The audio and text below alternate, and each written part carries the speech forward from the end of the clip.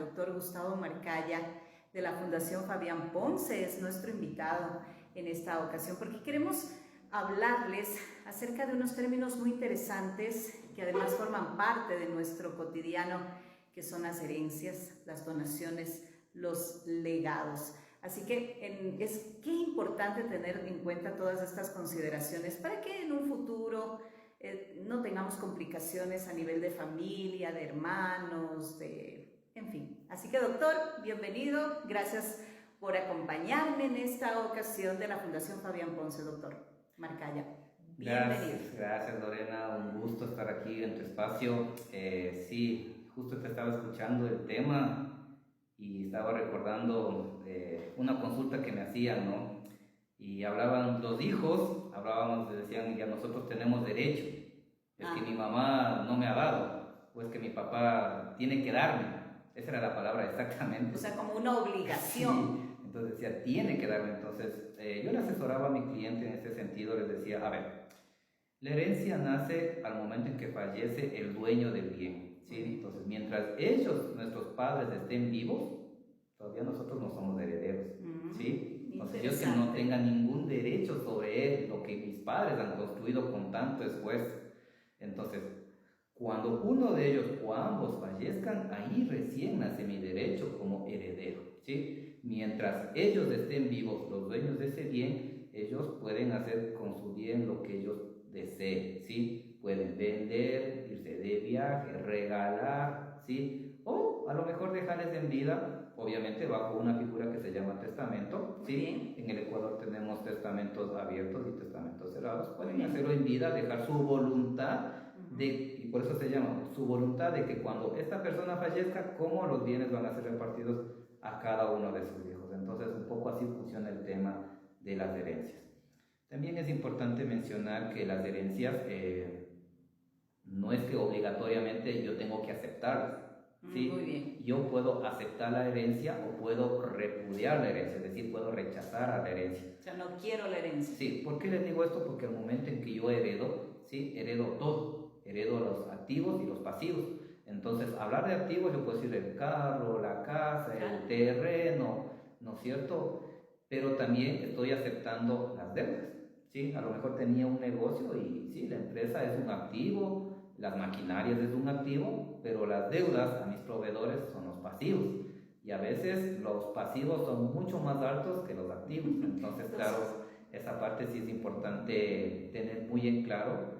Antes de aceptar la herencia, sí sería necesario que usted se asesore, investigue cómo está la situación, para que usted, una vez que acepte la herencia, va a aceptar también las deudas con los proveedores.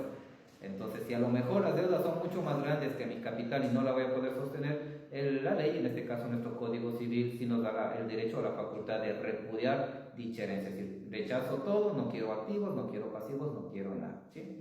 Entonces, interesante. Eso así funciona un poquito también el tema de las herencias y los legados en este caso también. Claro, porque a veces uno, doctor Marcaya, escucha herencia, entonces se viene en todo lo bueno, ¿no? Pero no sabemos qué hay detrás de esa herencia. Sí, justamente. O de quién nos está heredando. Que de quién nos está heredando. Y a veces, muchas veces, somos malos contribuyentes y no tenemos pagado nuestros impuestos al día, entonces ahí podríamos tener una herencia de una deuda, por ejemplo. Entonces sí, como usted dice, o sea, no es solamente la parte activa, y no es que yo puedo tener la discrecionalidad, es decir, acepto los activos pero rechazo los pasivos, no, o sea, es combo, activos y pasivos, o acepto o rechazo. Eso es importante. ¿Y qué es entonces la figura menos complicada que se podría presentar, doctor? Si alguien o pensamos que se puede, o alguien nos quiere dar algo. A ver, si lo quieren hacer en vida, ¿sí? Como le digo, yo podría decir que teníamos dos alternativas. La una, dejarlo en un testamento. Muy bien. Yo como dueño del bien inmueble, en vida ahorita voy a hacer un testamento y me presento ante el notario público y ahí dejo ya mi voluntad cuando yo me muera. La otra es a lo mejor hacer algún tipo de transferencia de dominio, que yo puedo transferir, es decir, a través de una donación, decir, mira, estoy en vida y tengo este departamento, así que te voy a donar y te dono, ¿no es cierto? O la herencia, o acciones, también a lo mejor mi hijo ya está grande, ya tiene su carrera y podemos hacer un negocio y le puedo vender mi departamento, mi penthouse a mi hijo. Entonces es una transferencia de dominio también. Digo, a lo mejor quiero vender este bien, pero no quiero que se lleve cualquier persona o lo destruya y quiero que tú como mi hijo pues lo mantengas y te lo vendo.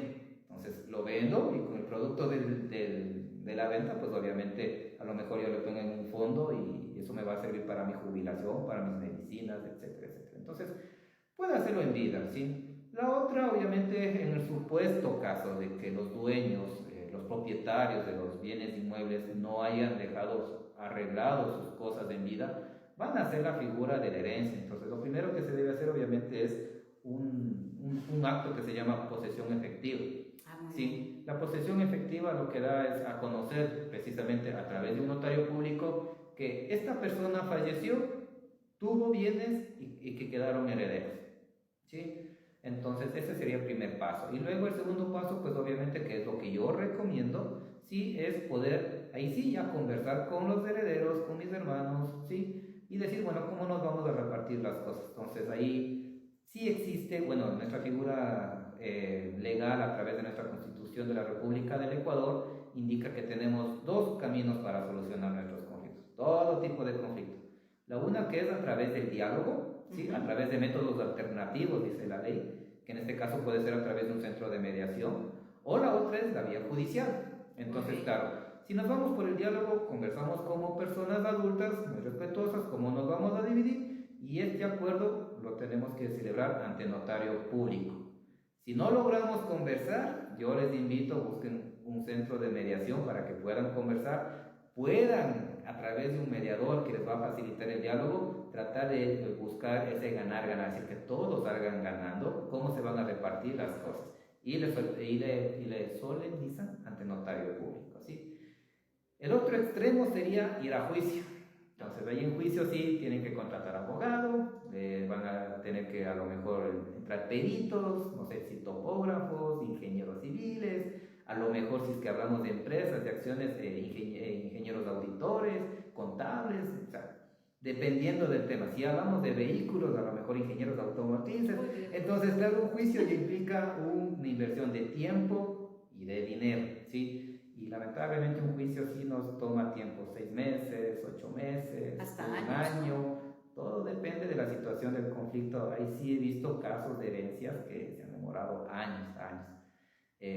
Pero a veces esos años podían a lo mejor haberse solucionado sentándose, conversando de la y mediación. solucionando. Entonces, si eso sucede, ¿no es cierto? Y bueno, hay que seguir algunos pasos, obviamente, para adquirir un bien, que es la transferencia de dominios, que se lo hace con un notario público, van a necesitar un abogado para que les revise la minuta, van a tener que pagar impuestos, alcabalas, todos los impuestos que nos exige el municipio, el Consejo Provincial de Pichincha, y finalmente, esto sí es muy importante, finalmente tienen que inscribir en el registro de la propiedad de su cantón, ¿sí? Porque si ustedes no inscriben, ese trámite, por así decirlo, o esa figura de transferencia de dominio va a quedar inconcluso, ¿sí? Entonces tienen que obligatoriamente inscribir. Hay mucha gente que a veces se olvida este último pasito de inscribir en el registro de propiedad, y eso en un futuro les puede crear algún problema jurídico. Entonces sí es necesario que terminen todo, pero para eso pueden tener la asesoría de su abogado de confianza. Ahora, por ejemplo, ¿el abogado no es el encargado de inscribir como último paso en el registro?